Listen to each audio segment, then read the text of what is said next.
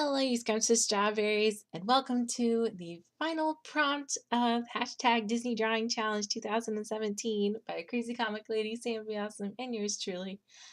Oh boy, this is a long time coming. um, I could apologize for how long it's taken, but what's done is done. I'm just happy this is finished and I can talk to you guys about it because I have been looking forward to this prompt for so long. Because you'll know throughout watching a lot of these videos, I kind of struggled with many of the prompts and coming up with an idea. But with this prompt, I knew from the get-go what I wanted to do. From the very time, like from even when we were planning out the challenge, I knew I wanted to do this. And what's funny too is I completely forgot, like halfway through the challenge, that I had contributed prompt 14. It wasn't until Sam had mentioned in one of her videos that it was me. I was like, oh yeah, huh.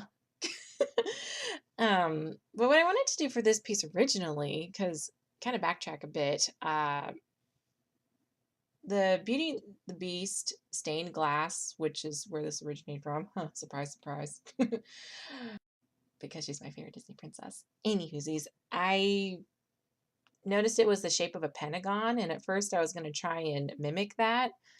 And then I had another idea where I could do a circle with each of the characters' silhouettes and make like a bunch of miniature stained glass windows. Um, but then that just seemed like it didn't seem very unified, and I wanted to have all the characters in one. And then I thought maybe I could do a circle where all the characters you do see the silhouettes, but then it's like a whole circle instead of, being a pentagon, or in this case, in the picture you're seeing right now, a rectangle. But then I ended up looking at some references on Google, and someone had done something really similar to that. So it's like, oh, huh. Never mind then. Because you ever do that? Like you have an idea in your head, but then when you see someone else has done it, you just kind of drop the idea completely because it's like, well, it's already been done before. Even though you could get into the whole like, well, is it really unique? You know what I mean? But I don't know. There's just something about being blatantly aware that someone else has done exactly the idea that you had in mind. I don't know. For some reason, for me, that just repels me. So, for this piece, I just decided to use the whole paper, maybe add a nice border around, so then when I got to the watercolors, I could tape it down fairly cleanly, and I like how that looks. It looks very clean and polished. Um, and then I brought out my watercolors, and even though it technically took I got the line art done in about one stream, which I should also mention. I did a thumbnail for this picture, but I did the lining for the borders of the glass. I did that all like freehand. I have to say that because I am pretty stinking proud of myself for that. Because I'm, time constraints, and this was already taking way longer than I wanted it to. So I just went in with my pen and just no pencil sketch, just straight up did it. In the future, though, I may want to do some pencil sketches like for the main characters because I do see some mistakes. But I mean, still, I'm trying to be kinder to myself and just be like, you know what, you done good. So, yeah, for this piece, there were so many scenes also from watching the movies, reading the stories in a book that were really charming to me, and I had a little bit of a tough time deciding what to do. But when I thought about the scene where Pooh Bear's trying to get the honey from the tree, it just instantly made me realize, yeah, I want to draw a tree. So, after that, I also wanted to include Christopher Robin, and apparently there's going to be a live action like tale behind Winnie the Pooh, like based off of the true story, or it is going to be like the true story. But yeah, I didn't realize that, and I'm actually really pumped for that. I'm really intrigued because at first I heard someone say it was gonna be live action Winnie the Pooh, and that really disturbed me at first because I thought it'd be really uncanny, like the animatronics and just no, no. But yeah, when I heard it was gonna be about the story behind the story, I really wanted to add Christopher Robin into this picture. And in that scene where Pooh's like, act like it's raining. And I used to remember I would also mimic Christopher Robin, tut tut, it looks like rain. And that could also be one reason why I just love using an umbrella whenever it is raining. I feel like a kid again. And yeah. But this picture also, if any of you are interested in the technique I use for making at least the tree and the upper sky above the clouds look like stained glass, it's really simple actually. Instead of using brush strokes, you kind of just dab and blot a lot of the color onto it. You vary how much water is on your brush, and you just kind of mess a little bit with the concentration of the pigment, and you just kind of go from there.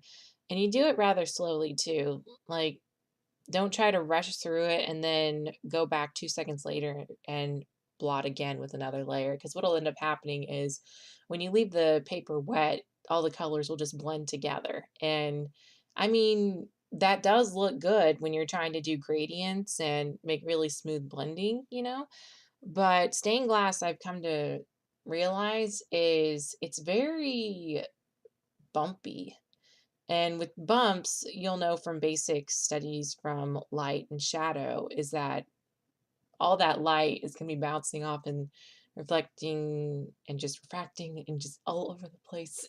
And in a nutshell, the color's going to look different. It's not going to look very smooth at all. And as a result, you can just put, little hints of color and add some more concentration here and there, and it'll sell it. Because that's one of the things I noticed too in a lot of references I was looking at for stained glass. Like, I could tell when some of the pieces were vector or like that someone had painted it rather than actual stained glass references, because some of them looked weirdly smooth, if that makes sense. So, I don't know. For some reason, I just find that really therapeutic too. So this was really a nice way to just ease into the end of the challenge. And I just want to thank you guys so much for dealing with me and my lateness, and for being patient with me and for commenting. Your comments have helped get me through too. Thanks everybody. And if you are coming to this video from the future, in which case, hi. um, the Disney Drawing Challenge is pretty much just a challenge where we follow certain prompts. I will have a link to the list in the description below for the list that this prompt is from, and you're welcome to participate at any time. It's open to everybody.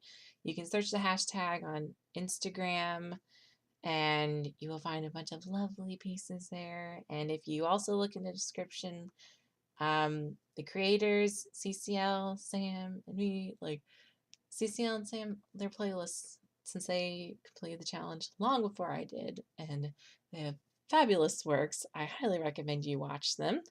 Just saying. All right, guys, I'm going to get going here. Thanks again, everybody, for coming along this journey with me. I do have probably one more video I'm going to upload for August, and then just head straight back into September with my bi-weekly Tuesday schedule.